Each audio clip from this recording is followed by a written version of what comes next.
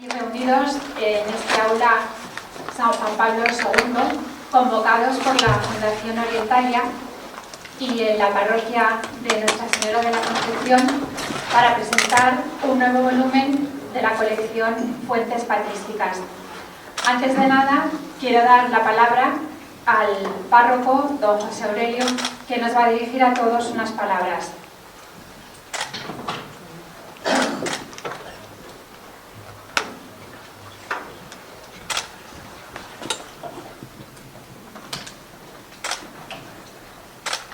Buenas tardes, los de Dios.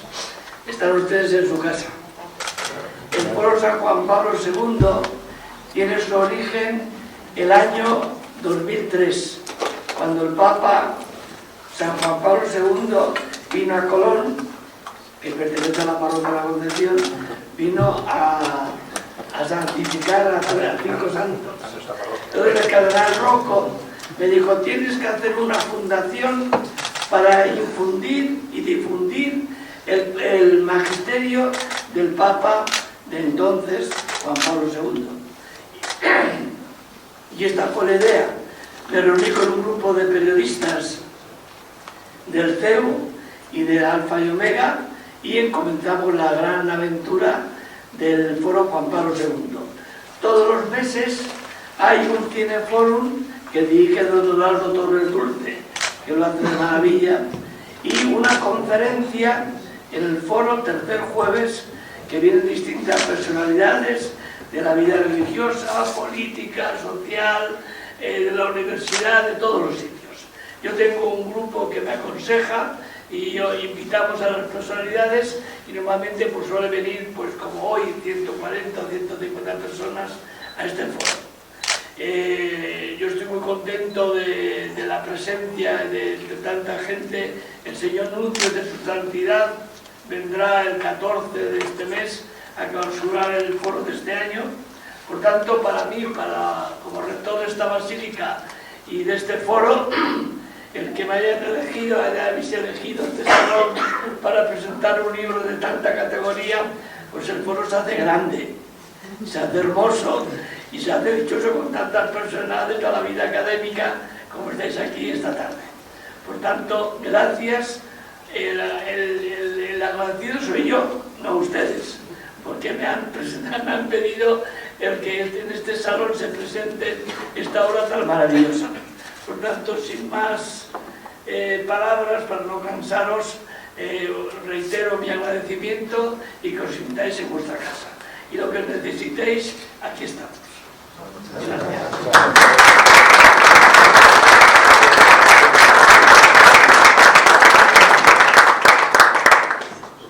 Como decíamos y ha dicho también el párroco don José Aurelio, estamos aquí para presentar este nuevo volumen de la colección Fuentes Patrísticas, que aunque voy a decir su título, creo que ya lo conocen todos ustedes, que es Ireneo de León contra las herejías, libro primero. A lo largo de aproximadamente una hora vamos a tener ocasión de acercarnos a la figura de Ireneo de León, padre del siglo II. No es mi cometido en este acto, ni mucho menos, pues presentar la obra y la figura de este santo, ni tampoco me encuentro capacitada para ello, estando acompañada en la mesa de quienes estoy acompañada y estando presentes en el público los editores del libro. Pero no me resisto a cometer una pequeña osadía y decir 2 frases solamente sobre Ireneo de León. Si alguien me preguntara por la calle o aquí de los presentes cuál es el atractivo de Ireneo de León, de su obra, de su pensamiento, pues le diría que sobre todo es presentar y defender para el hombre, el creyente y el no creyente, la vocación que Dios le ha concedido por pura gracia y sobre todo una vocación que tiene siempre como referencia a Jesucristo.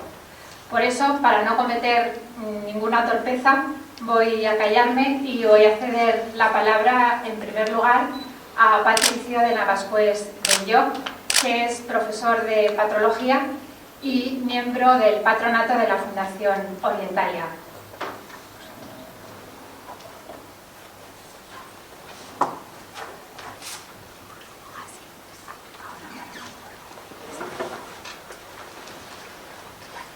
toca, buenas tardes.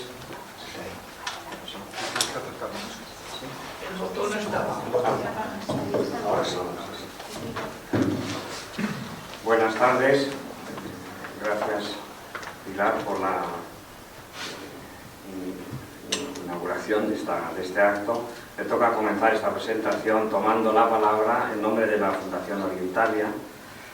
Y desde el comienzo quiero dejar constancia también de la generosidad y amabilidad del párroco, don José Aurelio, promoviendo esta sede de la Basílica de la Concepción, el Foro Juan Pablo II, donde nos encontramos, y también favoreciendo con toda la disponibilidad desde el comienzo el desarrollo de este acto.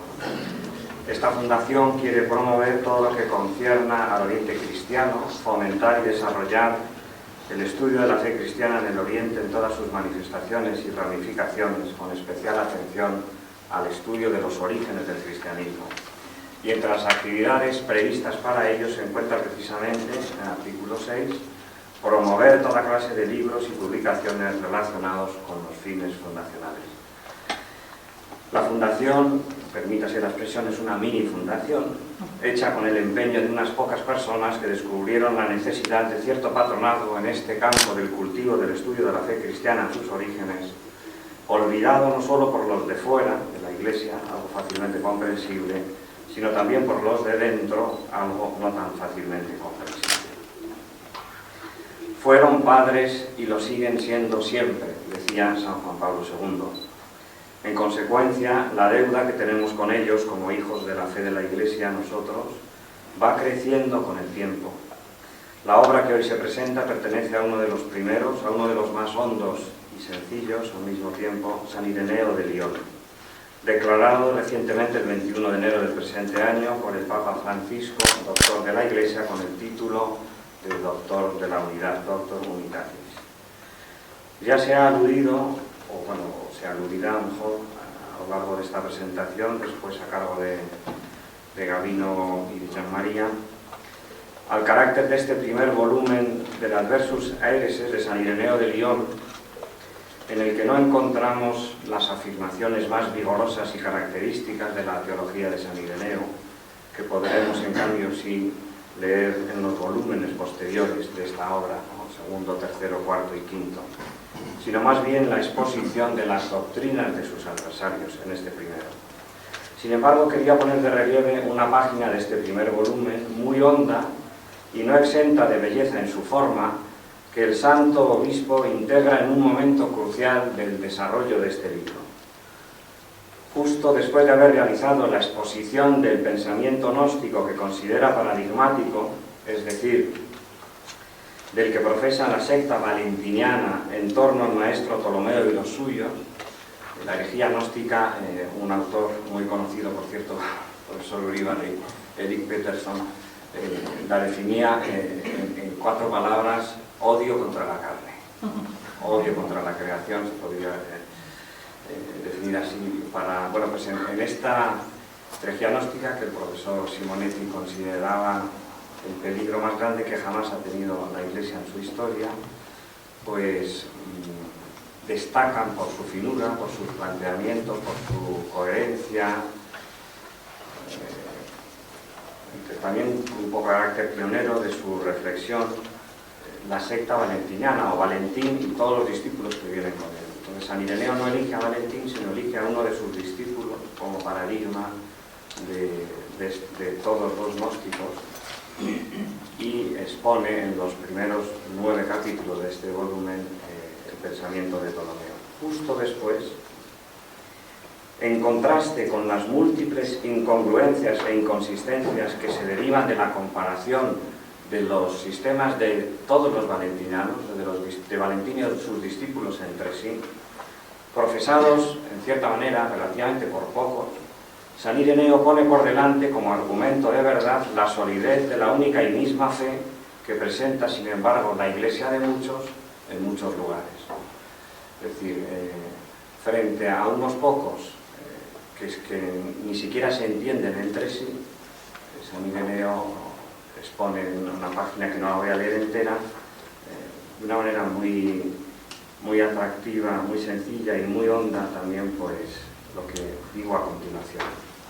Cito: en efecto, la Iglesia, aunque diseminada por todo el orbe hasta los confines de la tierra, recibió de los apóstoles y de sus discípulos la fe en un único Dios Padre Todopoderoso, que hizo el cielo y la tierra, el mar y todo cuanto hay en ellos, y en un único Cristo Jesús, el Hijo de Dios, encarnado por nuestra salvación, y en el Espíritu Santo, que anunció por medio de los profetas las disposiciones que Dios adoptaría: la venida en carne, la generación de la Virgen, la pasión, la resurrección de los muertos, la ascensión en carne a los cielos del amado Jesucristo nuestro Señor, así como su venida de los cielos en la gloria del Padre, para recapitular todas las cosas y resucitar toda carne del género humano, de modo que ante Jesucristo nuestro Señor, Dios, Salvador y Rey, conforme al beneplácito del Padre invisible, se doble toda rodilla de los seres celestes, terrestres e infernales, y toda lengua lo confiese,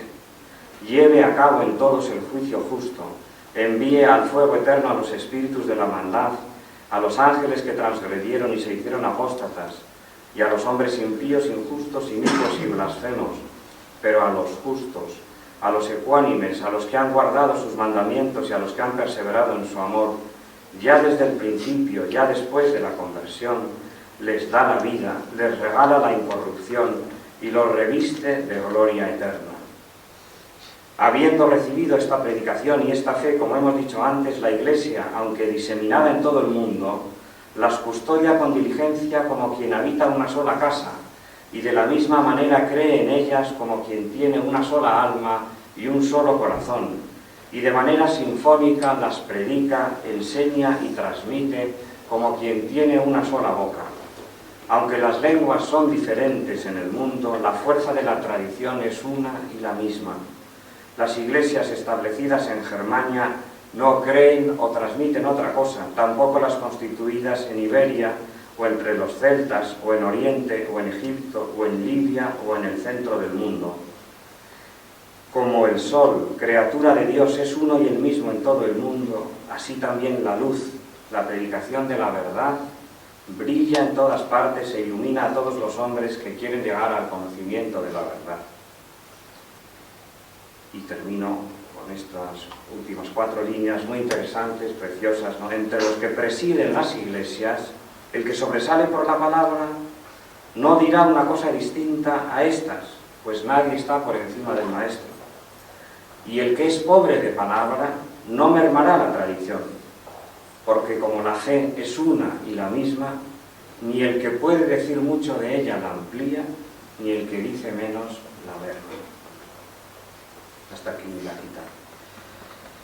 Creo que es también un espacio oportuno este para agradecer públicamente a la editorial Ciudad Nueva, presente con Joaquín Herrero, la aventura iniciada hace ya décadas y sostenida desde entonces con sus colecciones de fuentes patrísticas y biblioteca de patrística, que nacieron colmando una laguna en el panorama editorial en lengua española. Además de intervenir en mi turno a nombre de la Fundación, lo haré mínimamente a nombre del equipo de trabajo. Creo que no me equivoco si digo que para los 4 que estamos aquí presentes es una alegría muy grande haber trabajado y poder seguir trabajando juntos en esta empresa en la que nos sentimos habitualmente desbordados. En el ritmo habitual de trabajo nos solemos reunir periódicamente 2 veces al mes en una jornada entera, donde compartimos también una comida frugal y sin vino.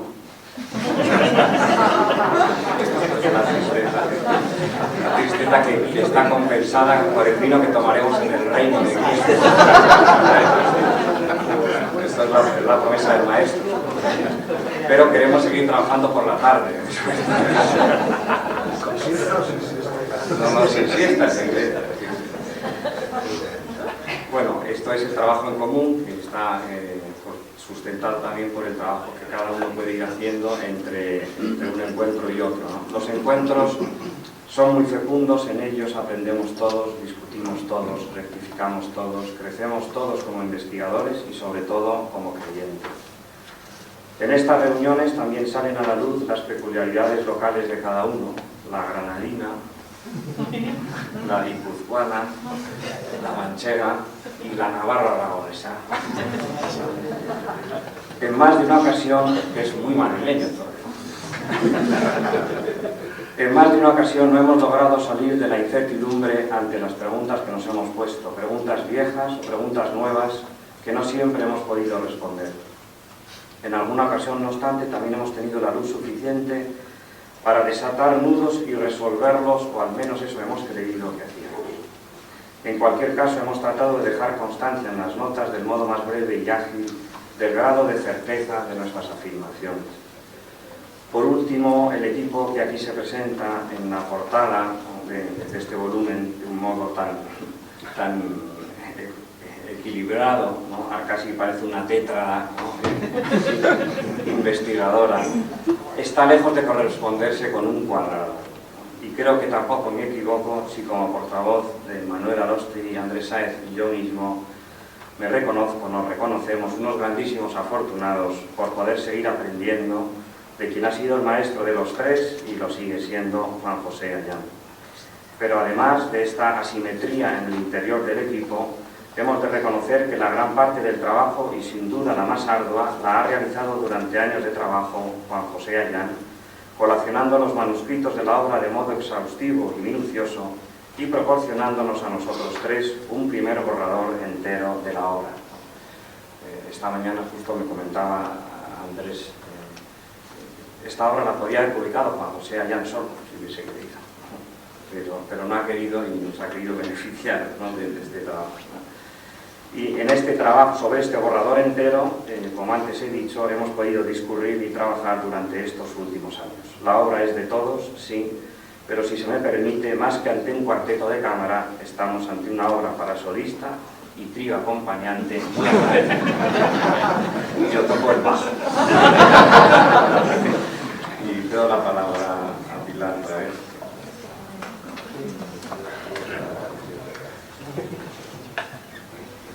Muchas gracias, Patricio, por tus palabras, y a continuación voy a presentar al profesor Gabino Uribarri, que es un honor para la Fundación Orientalia contar con él en este acto.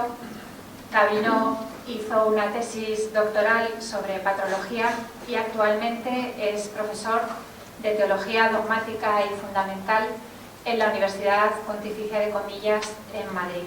También es miembro del Comité Teológico Internacional y, por tanto, creo que estas breves características, que se podrían decir muchas más cosas de él, son suficientes para que despierten en todos nosotros el interés y el deseo por escucharle.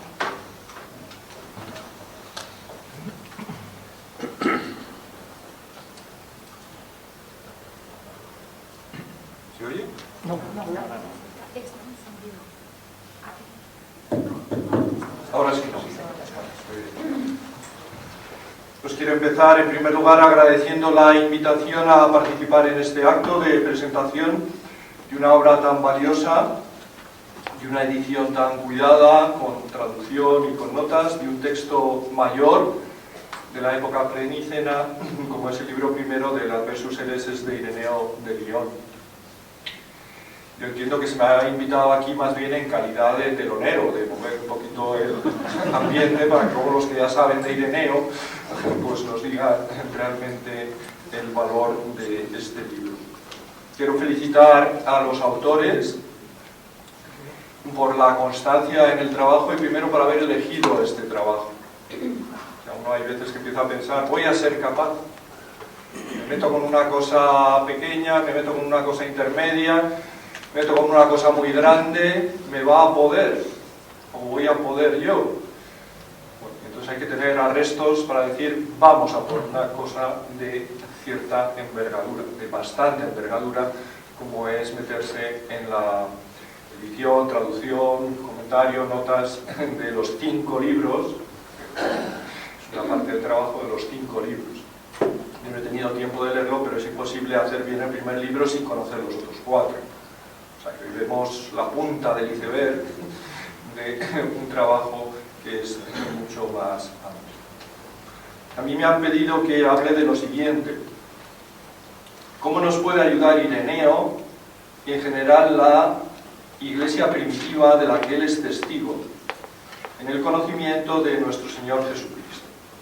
Entonces yo voy a intentar hablar de esto, no voy a hablar tan directamente de Ireneo, y yo he titulado mi presentación, mi intervención aquí, como las ventajas de una teología que se alimente de los padres prenicenos, ampliando un poco el foco.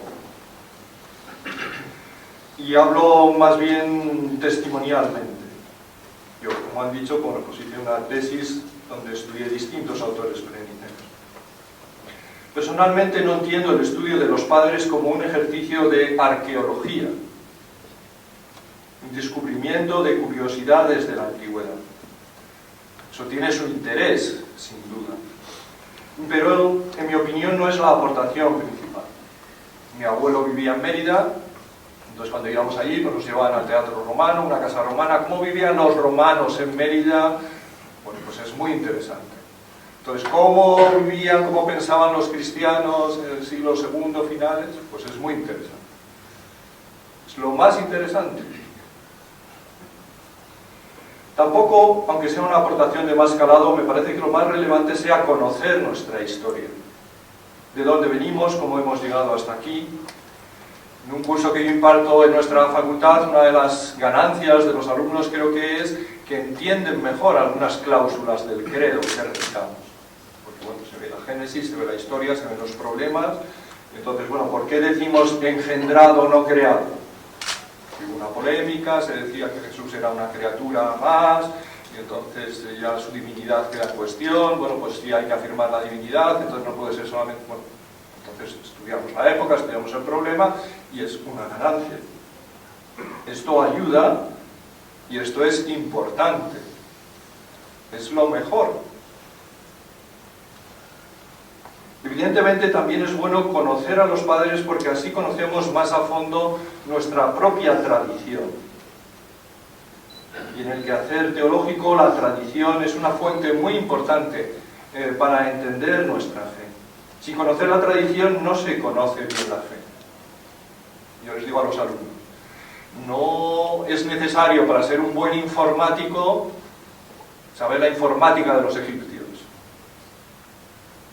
Pero es imprescindible para ser un buen teólogo conocer la historia de la teología. Es imprescindible. Esto ya sería un motivo por sí mismo para conocer, por ejemplo, saliéndome un poco de esta época, nuestra fe en la encarnación, cómo se ha formulado, que es vinculante la misma, que es irrenunciable. No solamente cómo hemos llegado hasta ahí, la historia, sino también qué elementos sustanciales se han de mantener y por qué. Jesucristo tenía una voluntad, tenía dos voluntades. ¿Por qué no podemos prescindir de afirmar esa voluntad humana de Jesús? ¿Y qué es lo que está ahí? Con un peso enorme, defendido a ultranza por la tradición y legado a nosotros para que hoy veamos cómo lo podemos seguir articulando. ¿Es esto lo más valioso? Sin negar nada de lo anterior, para mí lo más valioso y más decisivo de estudiar a los padres consiste en tomarlos como auténticos maestros de la fe y convertirlos en interlocutores con quienes dialogar, porque son auténticos maestros. Han profundizado en las cuestiones más fundamentales de nuestra fe, en los temas más decisivos. Se los han planteado con radicalidad y a fondo, y han llegado a una solución solvente. Por eso su teología, su sabiduría, su profundidad, sus intuiciones son un alimento muy valioso para enriquecer hoy nuestra teología. En el caso de los prenicenos, que es lo que me han pedido aquí, se mueven en un campo teológico muy abierto, como muy a la intemperie, una teología que está naciendo, que es creativa, que no tiene muchas cortapisas de escuela a la que hay que seguir. Si uno compara, por ejemplo, ya a partir del siglo V, el argumento de autoridad es muy decisivo. Como como dijeron los santos padres, siguiendo a los santos padres, en línea de los santos padres, aunque innoven. Que dicen, seguimos a los santos padres y hacemos una cosa nueva. Pero ese peso de la tradición, a partir del Concilio de Éfeso, 431, es muy grande. Nicea 325, estamos antes, siglo II, siglo III, no se da. Uno se encuentra con ellos con una frescura primigenia, con una exploración inicial de los temas fundamentales, con una visión del conjunto de la fe, que no está troceada, que no está parcializada. Esto es exégesis, esto es misterio de Dios, esto es cristología, estos son sacramentos, esto es espiritualidad. No, está el todo en todo, compacto, unitario, coherente, en diálogo con la cultura de su época, por supuesto. Y por eso, personalmente, el tiempo que le he podido dedicar al estudio de los padres en general y a los prenicenos en particular, me parece que ha sido una gran ganancia personal y no me arrepiento. A veces me arrepiento de no poder dedicar y no poder estar más tiempo en ese campo. Desde aquí se me pedía explicar un poco qué nos pueden aportar para hoy. Y voy a explicar brevemente lo que yo he intentado hacer en el libro El Hijo se hizo carne, especialmente en uno de sus capítulos, el capítulo 7, que es un capítulo fundamental en su planteamiento. Uno de los temas que nosotros tenemos hoy planteados es que se nos dice a los latinos, a la Iglesia latina, ustedes se han olvidado del Espíritu Santo. Pues cuando les preguntan del credo, todos lo metemos. Pero cuando luego nos ponemos a ver nuestra vida cristiana, acudimos mucho al Espíritu Santo, lo tenemos muy presente, cuando hacemos una reflexión teológica nos sale así automáticamente, espontáneamente, o cuando hacemos ya el repaso y decimos, oye, que no he dicho nada del Espíritu, ¿cómo voy a presentar esto? Algo hay que poner, a ver. Bueno, entonces tenemos lo que técnicamente se llama un déficit neumatológico. Uno de los elementos sustantivos para superar este déficit reside, desde mi punto de vista, en la cristología. Entonces ustedes se preguntarán, ¿cómo entendemos nosotros a Jesucristo? Bueno, es el Hijo del Padre y se encarnó por nosotros. ¿Y el Espíritu? Si con estas dos frases que yo he dicho hemos dicho el todo y lo más fundamental de la cristología, en el núcleo de la fe, que es la cristología, no hemos introducido al Espíritu Santo y entonces estamos alimentando ese déficit neumatológico. Entonces, le competirá a más tratados, a más estudios. Yo me dedico ahora bastante a la cristología, lo que puedo, pero aquí hay que hacer una aportación. Y de todas formas está esa pregunta a la hora de entender la persona de Jesucristo. ¿No tiene nada que ver con el Espíritu Santo? ¿O cómo podemos ligar?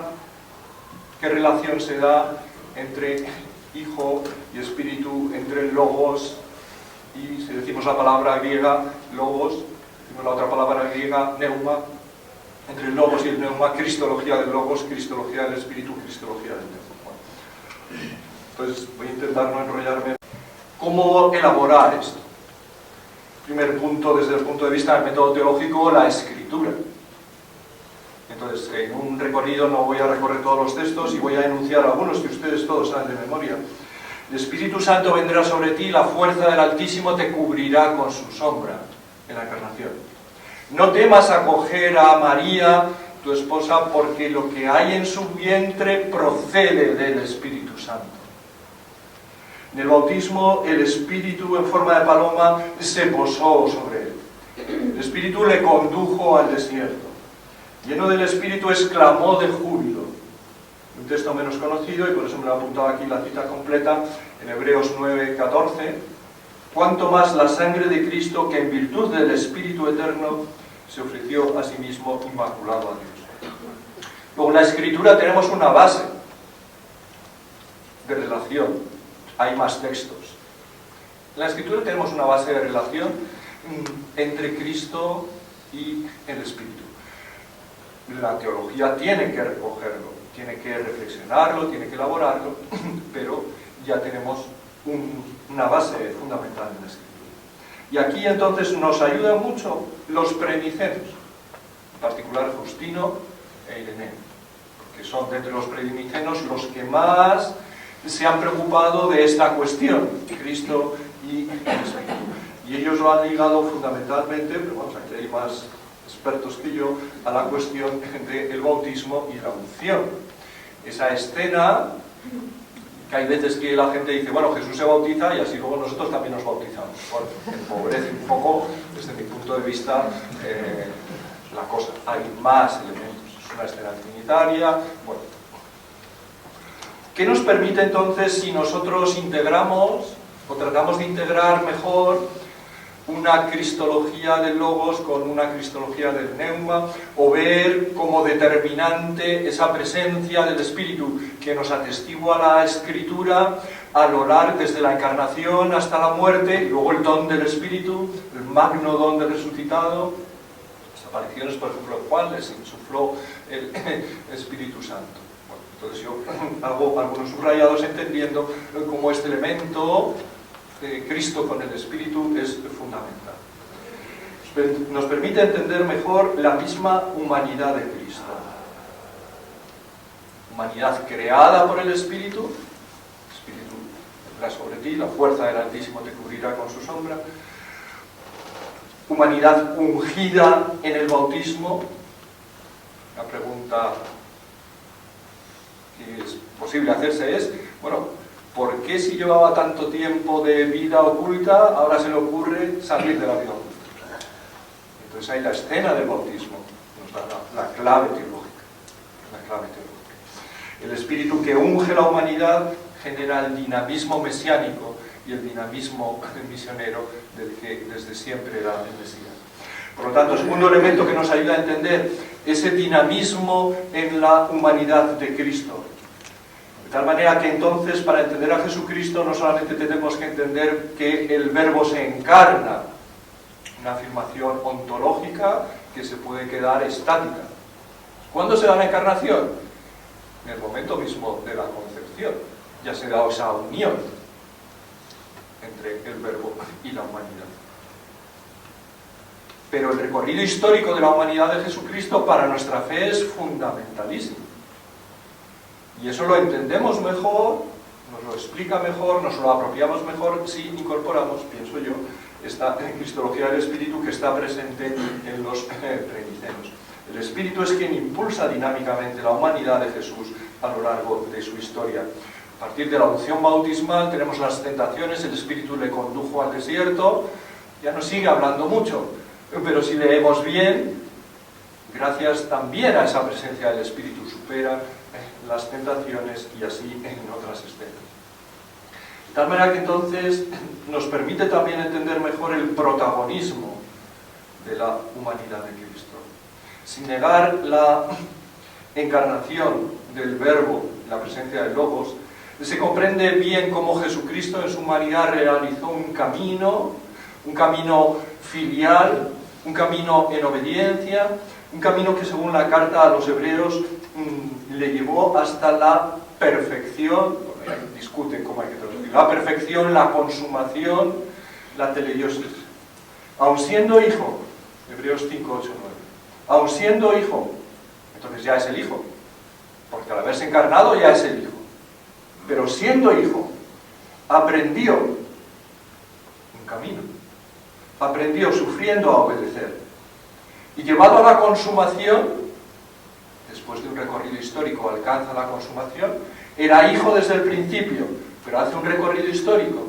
En este recorrido histórico, al final de él se da la consumación, que no estaba al principio, no estamos negando la filiación al principio, pero sí un recorrido histórico en su humanidad, se convirtió para todos los que lo obedecen en autor de salvación eterna. De tal manera que si nosotros nos dejamos impregnar por las intuiciones de Justino, de Ireneo, que desarrollan más ampliamente en distintos textos, luego hay que entrar a bucear exactamente qué quieren decir, etc. Y esta obra pues, será un gran servicio para esto, nos permite añadir claves a nuestra cristología, que hoy en día la enriquecen retomando elementos de los prenicenos. De tal manera que entonces esta conjunción de cristología del logos y del neuma, por ejemplo, ayuda a entender mejor la densidad que está presente en los misterios de la vida de Cristo y el sentido de ese recorrido histórico que se va dando. Y por último también nos permite entender con una cualidad diferencial toda la densidad que supone el don del Espíritu. A Ireneo le gusta decir, el Espíritu está en la humanidad de Jesucristo, se va acostumbrando a la humanidad, hace todo el recorrido de una vida humana filial en el recorrido histórico, y este Espíritu que ya conoce un poco nuestras mañas es el Espíritu que el resucitado nos da para que nosotros realicemos la misma vida filial, el mismo camino filial. Entonces no es lo mismo entender el Espíritu sin más, el resucitado llega y sopla y da el Espíritu, que estar entendiendo, este es el mismo Espíritu de nuestro Señor, que le ha ido acompañando, moldeando su humanidad, y ahora moldea la mía. Por lo tanto, les invito a que se dediquen a estudiar a los prenicenos más de lo que hago yo. Muchas gracias.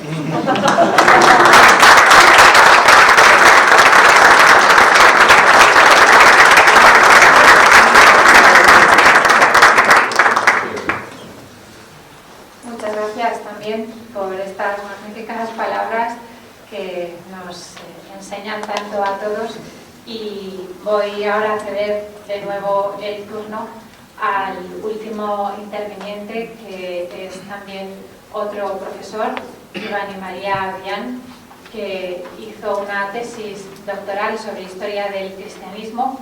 Actualmente es profesor de filología patrística en la Universidad de la Sapienza de Roma y fue también director del Observatorio Romano hasta el año 2018, y probablemente, a lo mejor también por este dato, pues sea conocido por muchos de ustedes.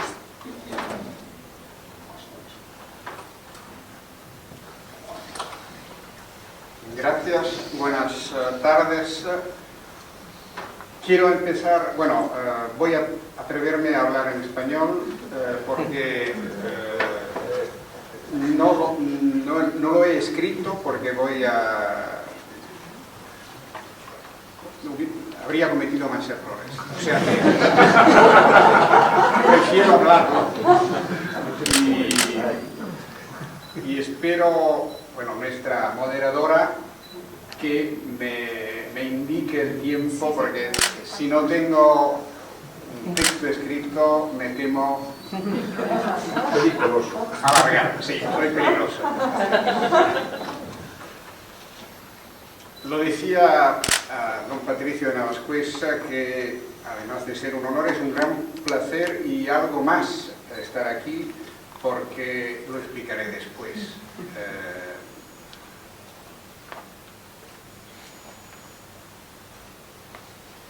Hay muchas razones. Decía en 1950 Giovanni Battista Montini, que dentro de 13 años sería elegido papa y escogería el nombre de Pablo VI, decía a un filósofo francés, Jean Guitton, que fue uno de sus grandes amigos, la gran amitié: ¿qué sirve decir las verdades si los hombres de nuestro tiempo no nos entienden? Yo he tenido presente esta frase de Montini cuando me llegó la invitación a presentar este monumento, porque es un monumento. Pero no hay que engañar. Tengo enfrente al editor, ya le felicité, es una obra maestra, también editorialmente, pero no hay que engañar. Es un libro muy especialístico. merece la pena comprarlo, pero es un libro muy especialista.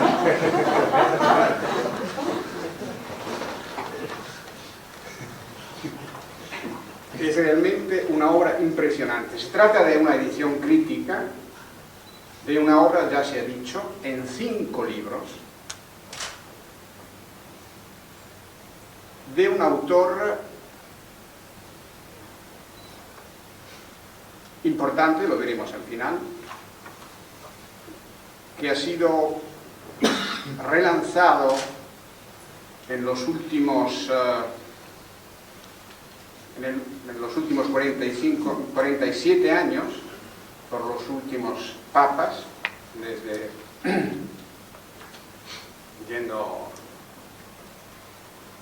desde el 75, así que todos, bueno, todos, 3 papas, ya los ven. Pero es un autor casi desconocido por la gran mayoría. Y se trata de una edición crítica, o sea, este texto contra las herejías, escrito en griego entre 181 y 189 probablemente, llegó conservado en griego hasta el siglo IX, no más. Es apasionante la historia de este texto, algo voy a decir, pero esto es realmente apasionante.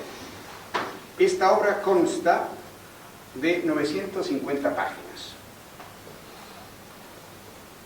El plato fuerte es evidentemente la edición crítica, que acabo de aprender de Patricio, es obra esencialmente de Juan José, que le conocí no sé hace cuántos años. 40 y tantos. Eso es. Y es realmente impresionante. O sea, este texto se ha perdido en griego, en el original, y está aquí en una antigua traducción latina, hecha muy probablemente en Galia. Hay quien dice Hispania o África del Norte, la África romana, pero vete a saber. Igualdad. Agustín la conocía, la cita en el 422. Pero hay partes del texto citadas por Eusebio de Cesarea, un gran historiador,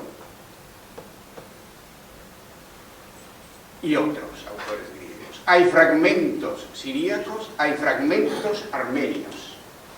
De todos estos fragmentos, todos estos escombros, diríamos, se llega a confirmar que la traducción latina es fiable. Al punto que un editor anterior de esta obra, un francés, hizo una versión griega, una retroversión que se dice, del latino al griego. Pero vamos al grano. ¿De qué estamos hablando? De una obra fundamental para el ser cristiano. Es por esto que hay que comprar este libro. A pesar de que este primer libro, habrá otros 4, es muy especial. Es muy especial. Se trata de una síntesis del gnosticismo antiguo.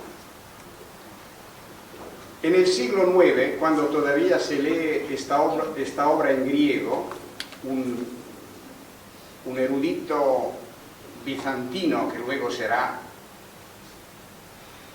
patriarca 2 veces de Constantinopla, el papa griego, digamos,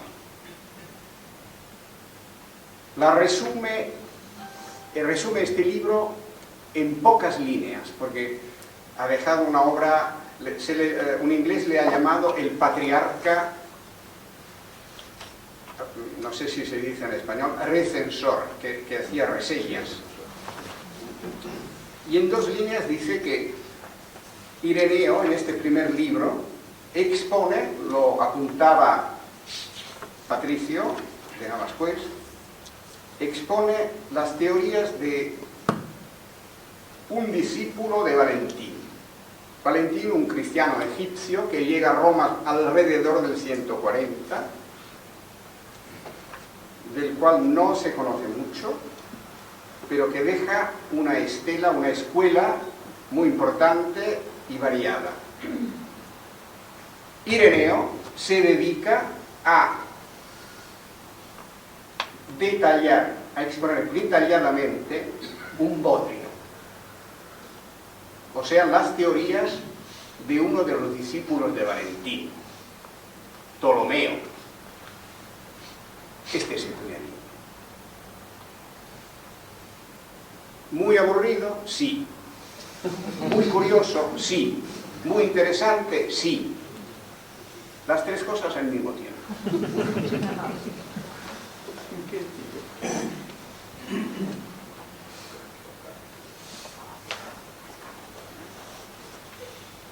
...760 páginas de este libro, de este primer volumen. Son la edición crítica, o sea, el texto latino, la traducción española, el aparato crítico, o sea, después hablaremos de la tradición manuscrita un momento, o sea, todas las diferencias que hay en los 9 manuscritos latinos que contienen este texto. Y un comentario impresionante, impresionante.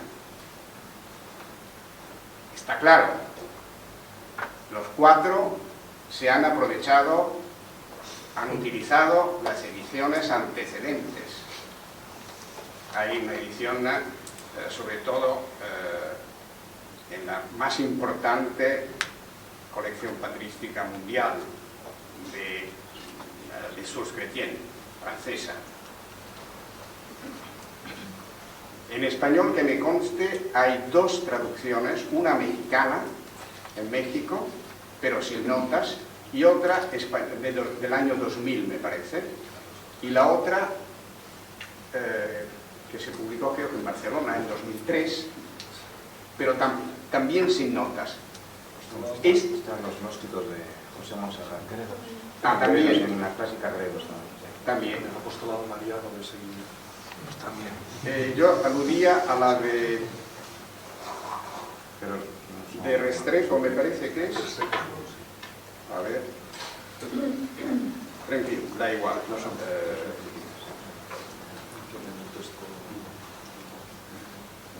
Esta de mexicana está por un jesuita, González, Carlos Ignacio González, Distrito Federal, año 2000, México.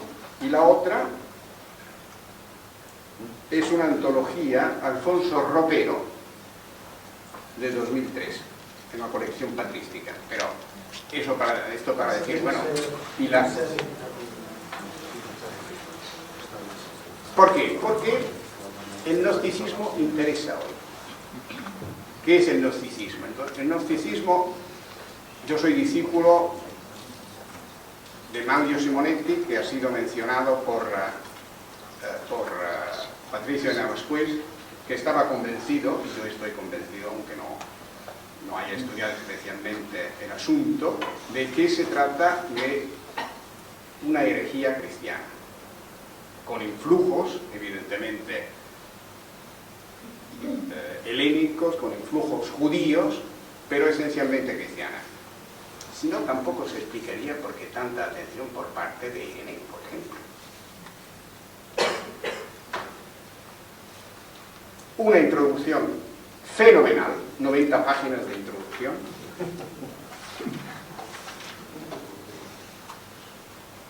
Una bibliografía de 30 páginas, índices 40 páginas. Esta es la obra. Le decía a Joaquín Herrero, me parece, que esto supera los primos italianos, porque Città Nuova también publica, no ha publicado Ireneo, pero el cuidado y el esmero y el resultado es fenomenal, fenomenal. O sea que enhorabuena. ¿Quién era Ireneo? El libro se abre con una epígrafe de Antonio Orbe, que le define un casi nieto de San Juan. Ojo, un casi nieto de San Juan. Yo veo que me estoy perdiendo, pero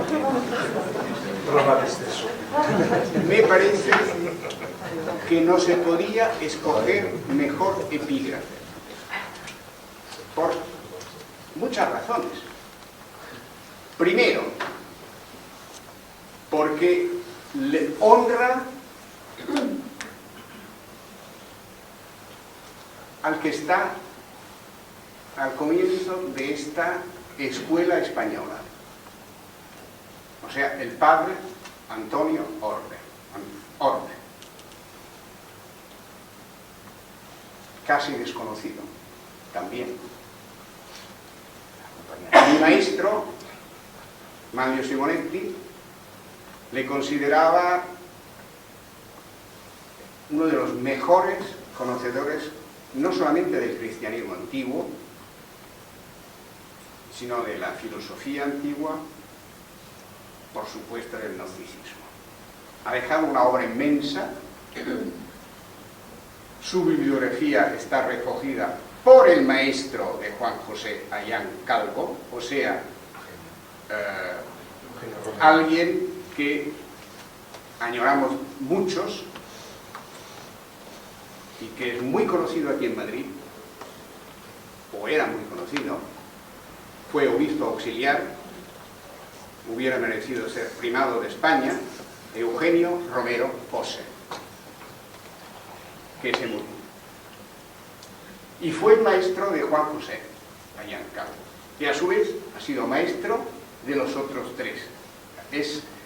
Patricia de Navascués es también un músico, y no es un caso que haya hablado, no es casual que haya hablado de un solista acompañado por un trío.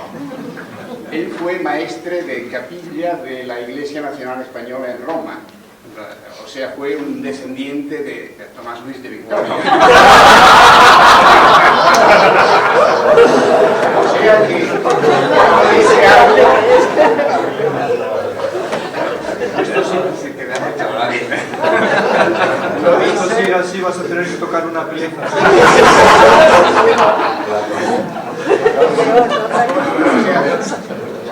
Genial, ha sido genial la comparación. Orbe, Romero Pose, Ayán Calvo y yo, bueno, conozco a Patricio, conozco de nombre evidentemente los otros dos editores, Manuel Aróstegui Esnaola y Andrés Sáez Gutiérrez. Es una escuela que honra a España.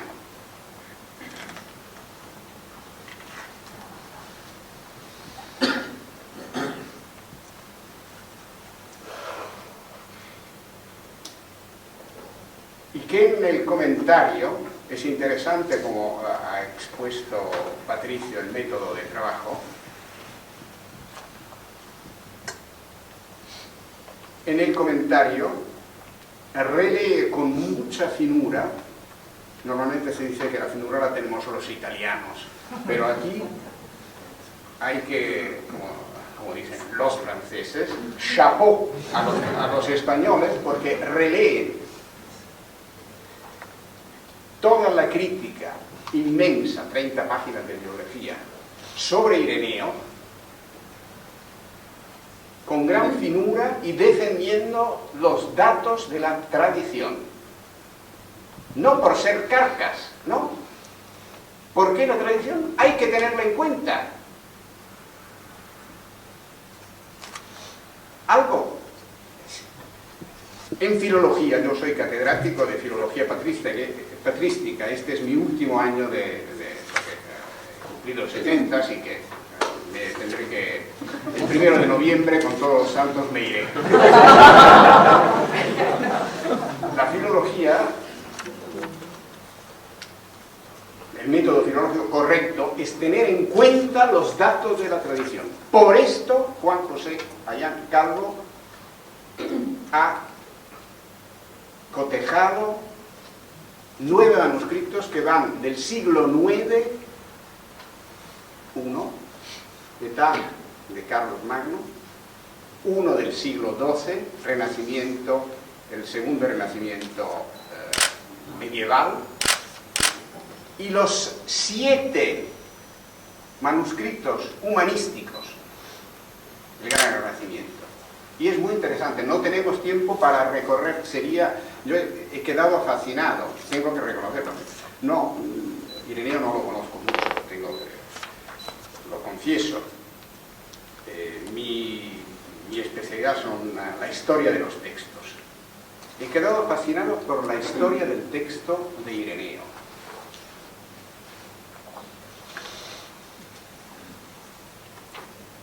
Papa Gregorio, en el año 601,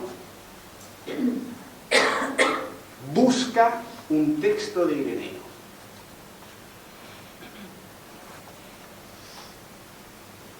Y aquí, por razones de tiempo, hago un salto enorme y llego a este año,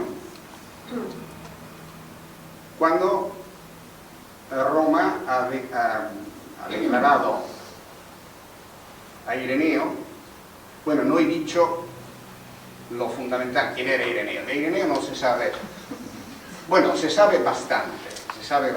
Se sabe que nació quizás en el 130 o 140 en Esmirna. Estamos en la provincia romana de Asia, o sea, la Turquía occidental, donde San Pablo, estuvo entre 55 y 58, en Esmirna, donde probablemente nació Ireneo.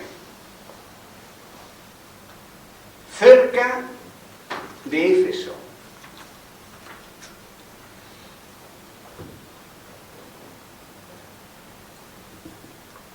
O sea, es en una región muy importante. Esmirna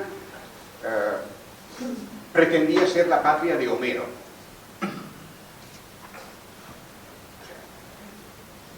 La Biblia de la antigüedad, de los paganos.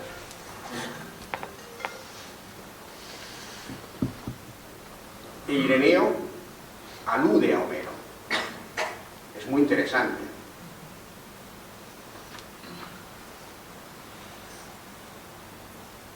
Esta región, Asia, o sea, Turquía occidental, es una región donde se cruzan las dos más importantes tradiciones del cristianismo antiguo.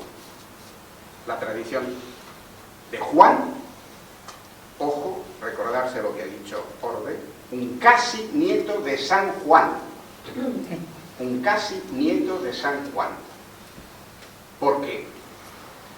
Porque es el mismo Ireneo que dice haber conocido a Policarpo, obispo de Esmirna, a su vez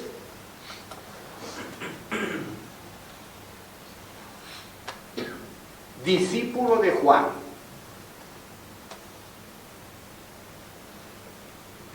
Del cual fue maestro Cristo.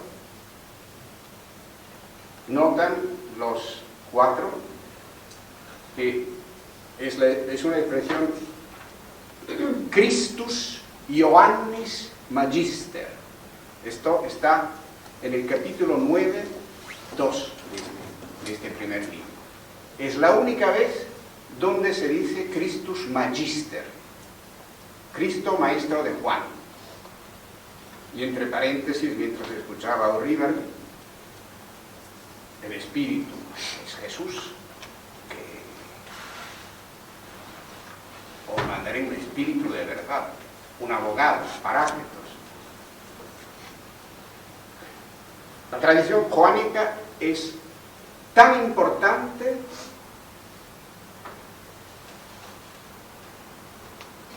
que se puede poner al mismo nivel o más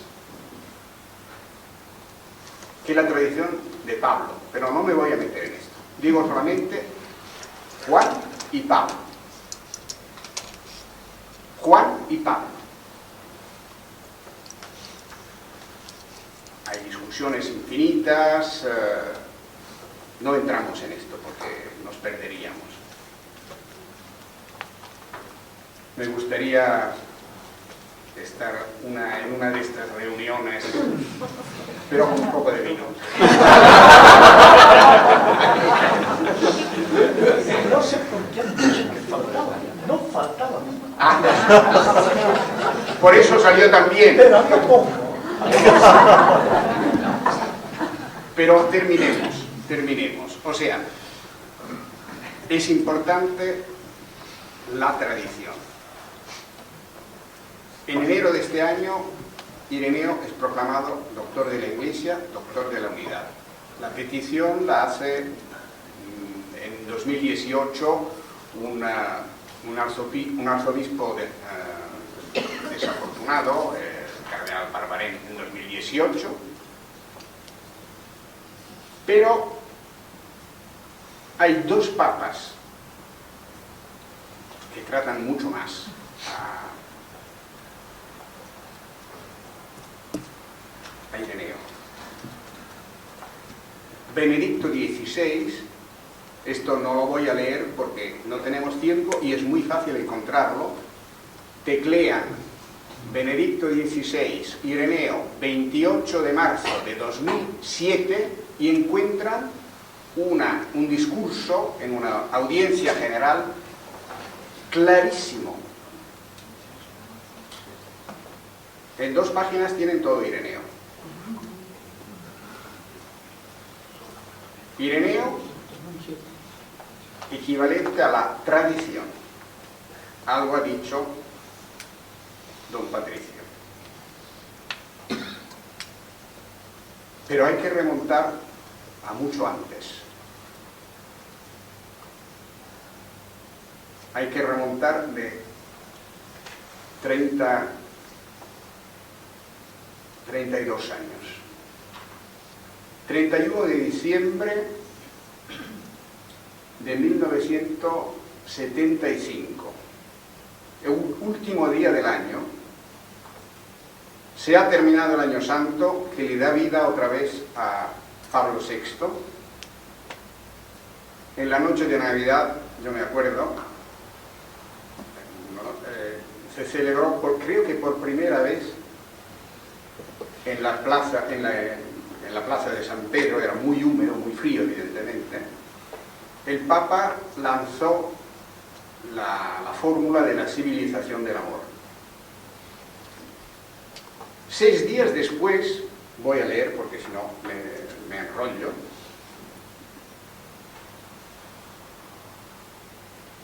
en la audiencia general se encuentra solamente en italiano.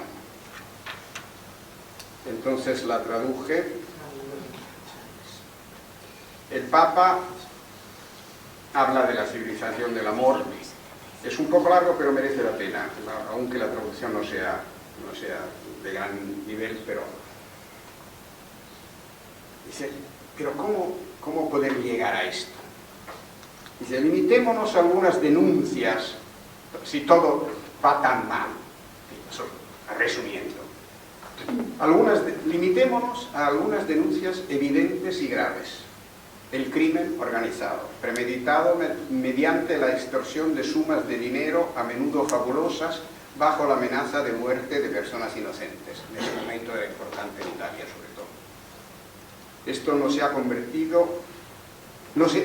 se ha convertido en una epidemia de maldad codiciosa y cruel que acusa a un vacío de principios, nobleza y moral, que ha labrado un espantoso derrumbe en la conciencia de tantos niños de nuestro tiempo, y la propaganda a favor de la liberalización o legalización del aborto procurado, sin que los corazones maternos se levanten en defensa de sus criaturas nacientes y de su vocación al servicio de la vida.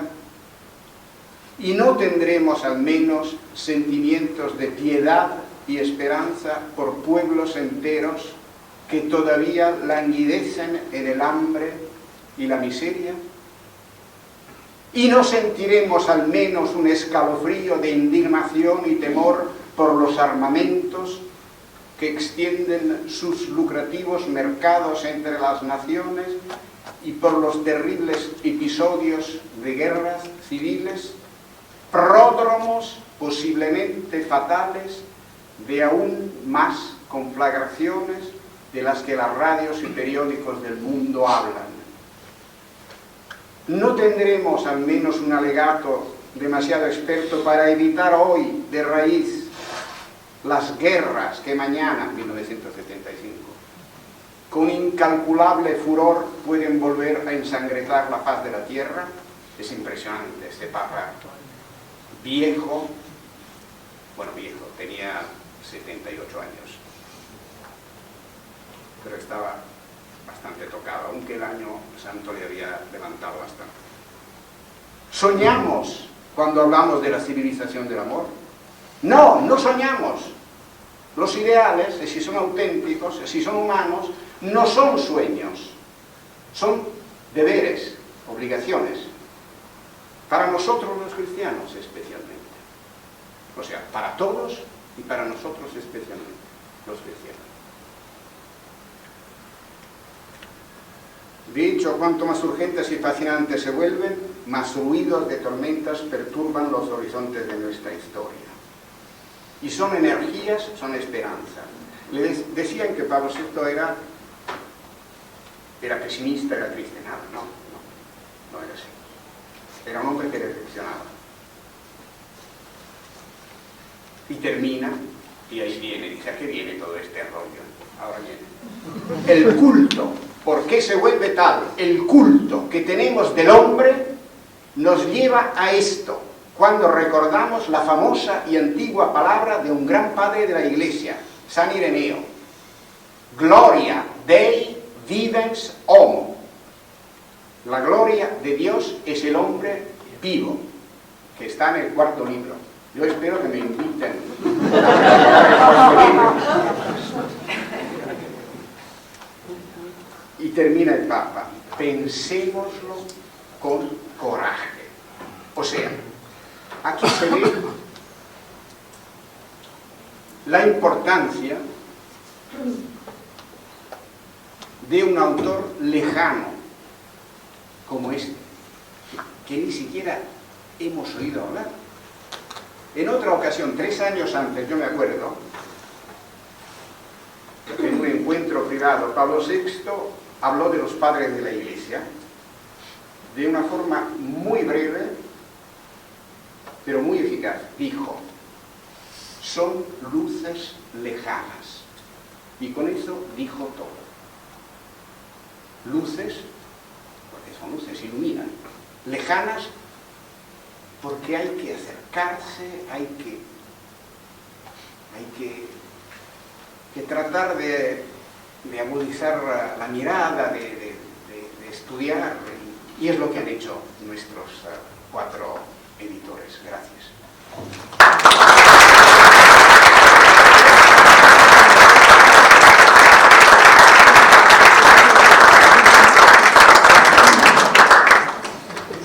Muchas gracias también al profesor Dian por sus palabras y sus reflexiones y por acercar sobre todo al hombre de hoy la figura de Ireneo y ver pues eso, que es algo vivo y no muerto. No me resisto también brevemente, pero ya que tenemos la oportunidad de poder hablar tanto con las personas que hay en la mesa como con los propios editores del libro, si alguien del público quiere hacer alguna pregunta, quiere satisfacer su necesidad de aprender, pues brevemente podemos hacer algunas. ¿Podremos ver la obra completa antes de que nos jubilemos? No, ¿cuánto va a tardar el ritmo editorial? ¿Cuál está previsto? El segundo libro está bastante avanzado. Estas cosas exigen paciencia y de tiempo. Y apoyo. Va a ser vino bueno, entonces tiene que reposar. No, hay veces que podemos estar un día entero discutiendo los límites del texto y no llegar a un acuerdo y decir, bueno, la próxima reunión seguimos pensando, ¿no?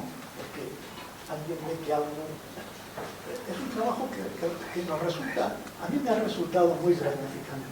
No, mi pregunta no quería ser baladí, sino que los ritmos editoriales y las grandes obras, si se alargan en el tiempo, se pierden, vamos, o se pueden perder en los destinatarios, ¿no? O sea, en las bibliotecas van a estar seguros, pero es bueno que salgan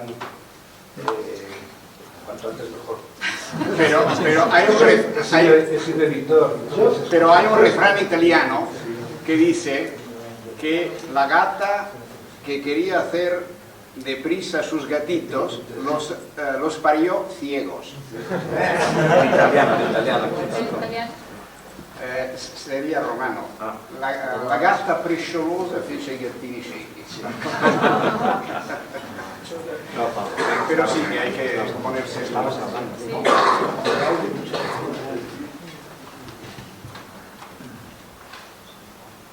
¿Cuántos años lleváis con esto? Yo comencé simplemente, a mí siempre Ireneo me fascinó. Pero quien quería hacer la edición para fuentes patrísticas de los versos aereses era Rodríguez. Mientras él vivió, a mí no se me ocurrió meterme. Yo podía leer, yo podía estudiar, yo podía... en medio, cuando él muere poco antes, me deja un material que era el de Ticonio, la edición del libro regular, un material que estaba caótico porque los disquetes se habían estropeado todo, no se podía. Hubo que empezar a leer los manuscritos del libro regular. Fue una obra que yo quise que saliese antes de que él muriese. Afortunadamente, salió casi un año después de su muerte. Pero sobre su mesa de despacho estaba el borrador, no de esto, sino del libro regular. Entonces, pero acabado el libro regular, yo me dije, ahora yo tengo que meterme en el versos aereses, en medio de otras, de la facultad, de las clases, demás. Yo empecé queriendo hacer una edición, pues bueno, empecé a ver que había lecturas que a mí no me acababan de satisfacer, que había que volver a los manuscritos. Porque hay, en el libro primero, hay lecturas que están en todos los manuscritos y que no ha recogido ningún editor. ¿Ni siquiera los humanistas? Ni siquiera los humanistas en los manuscritos. En los manuscritos es todo un manuscrito. Ni Erasmo. Erasmo tampoco. Erasmo tampoco. Hay un pasaje y está en todos. Y no sé por qué hay un fatua que ninguno ha querido leer. Y que está en todos los demás. Son de esas cosas que cuando uno las ve dice, no, me he equivocado yo. Y vuelve al manuscrito. Pero si está. ¿Pero cómo puede ser esto? Y vuelve uno al manuscrito, pero si está. No. Pero es fascinante, ¿eh? Pero muy cansado.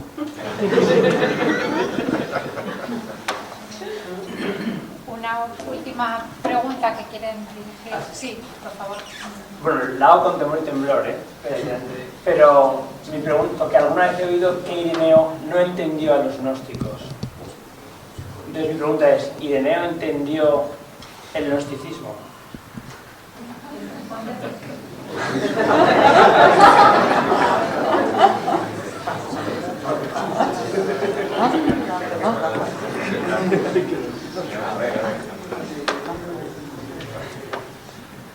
Bueno, pues justo ayer hablaba sobre esto en una tutoría. Es una pregunta. Antes de ayer. En Ireneo hay una novedad a la hora de afrontar el pensamiento de los gnósticos, que él mismo la reconoce al comienzo de uno de los libros, que no es el primero, cuando dice que otros mejores que yo, dice Ireneo, antes que yo y mejores que yo, se han dedicado ya a refutar a los gnósticos. Pero no lo han hecho a partir de sus obras. Y entonces él se da cuenta que para que sea más eficaz la refutación que él desarrolla en estos 5 libros, pues cambia el método, ¿no? y se procura reunir una biblioteca, diríamos así, ¿no? Privada, personal, ¿no? Donde puede leer alguna de las obras de los gnósticos e incluso entabla contacto con maestros gnósticos, habla de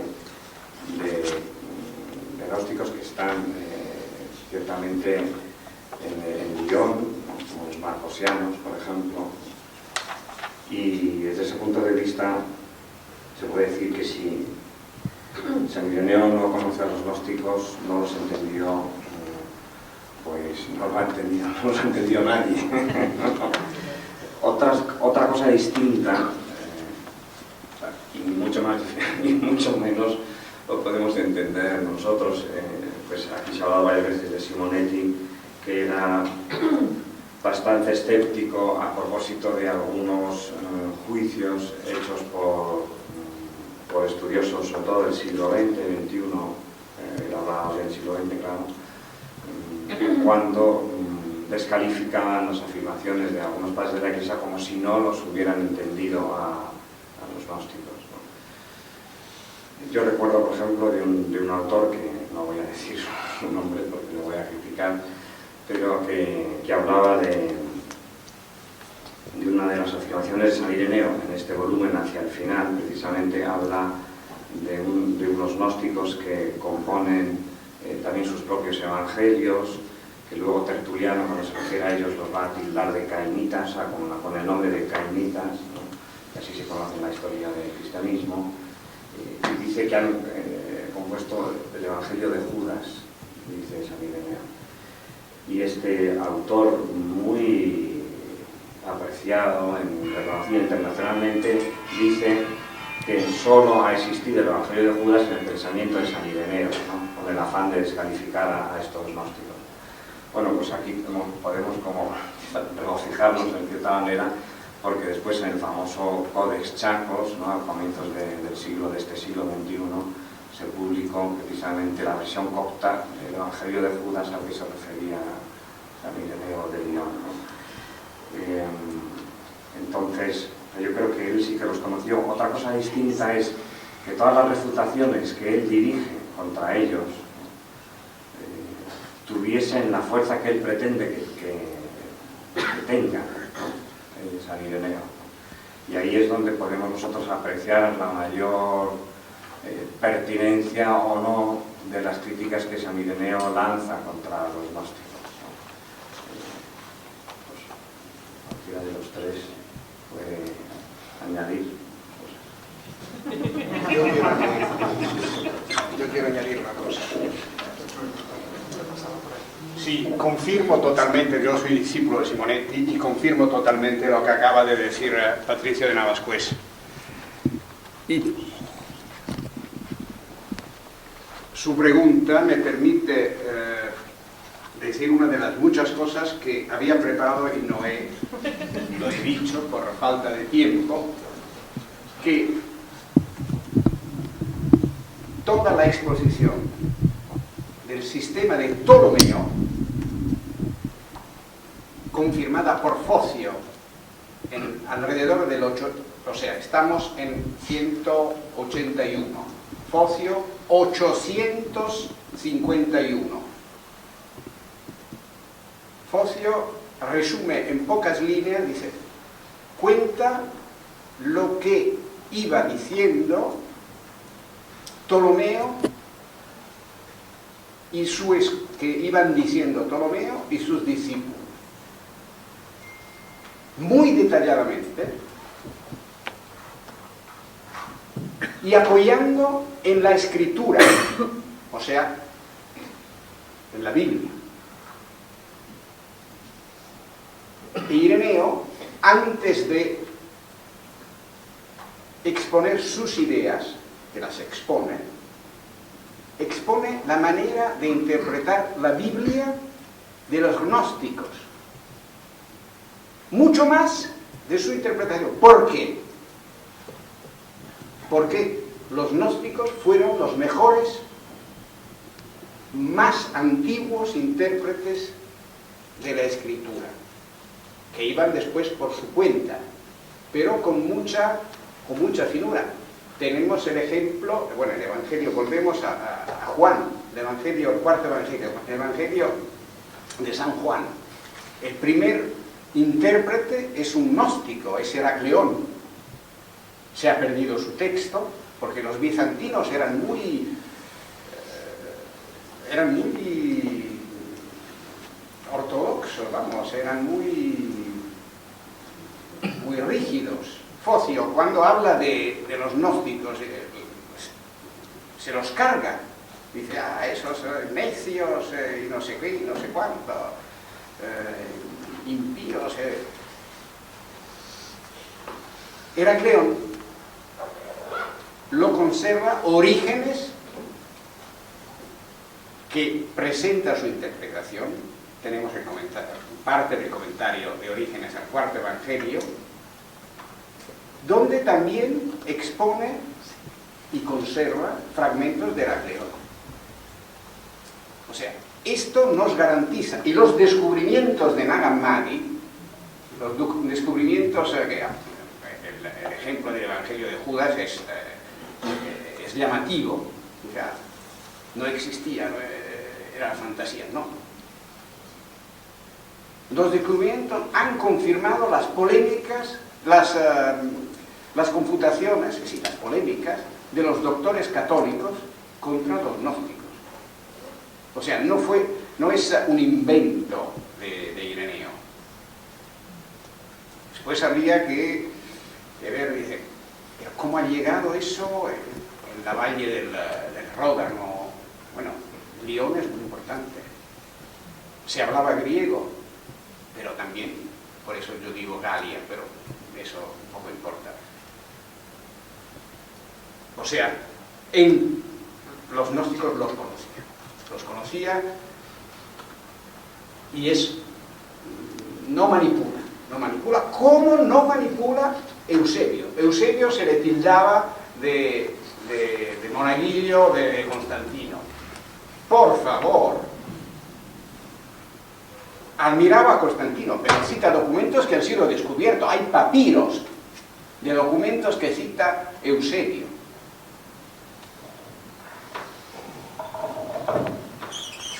Muy bien, pues como ya estamos en la prórroga, aunque es cuando pasan cosas importantes,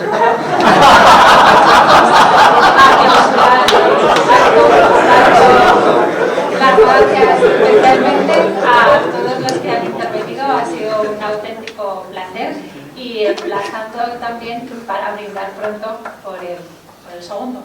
Así que muchas gracias y enhorabuena también.